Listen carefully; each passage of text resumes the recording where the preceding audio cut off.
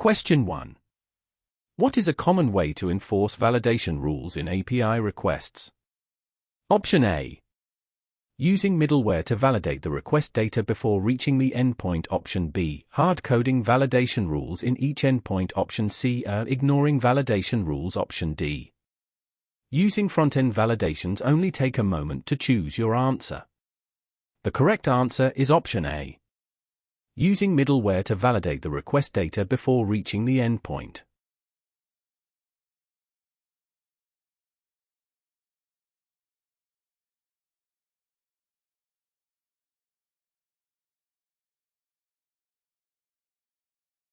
Question 2. In API development, what is the purpose of response request transformations? Option A. To modify the request or response data to match the client or server expectations. Option B. To store the response data in a database. Option C. To override status codes in every response. Option D. To slow down the API responses. Take a moment to choose your answer. The correct answer is option A. To modify the request or response data to match the client or server expectations.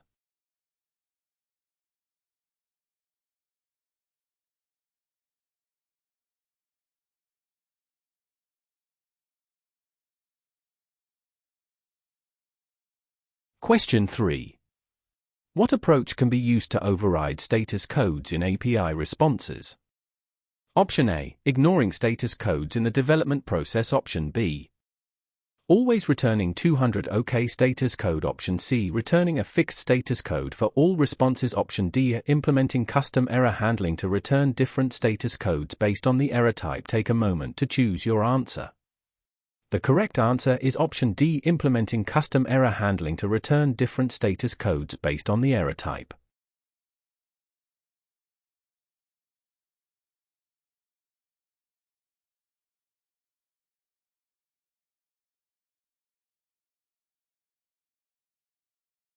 Question 4. How can developers extend the functionality of an existing API? Option A. By not documenting the API updates. Option B. By deleting old endpoints. Option C. By creating new endpoints that add new features or update existing ones. Option D. By ignoring user feedback on the API. Take a moment to choose your answer. The correct answer is option C.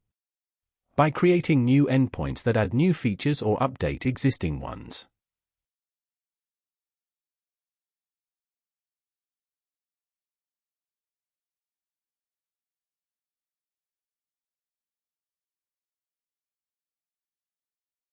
Question 5.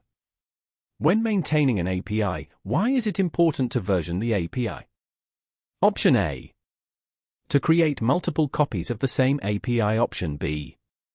To increase the complexity of the API. Option C. To discourage users from using the API. Option D. To ensure backward compatibility and to introduce non-breaking changes gracefully. Take a moment to choose your answer. The correct answer is option D. To ensure backward compatibility and to introduce non-breaking changes gracefully.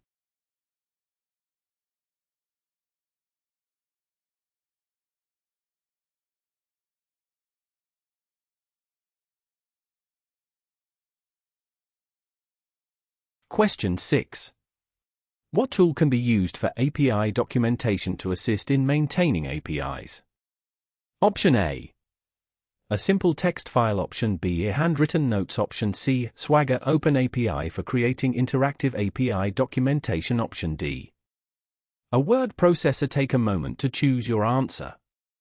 The correct answer is option C. A Swagger Open API for creating interactive API documentation.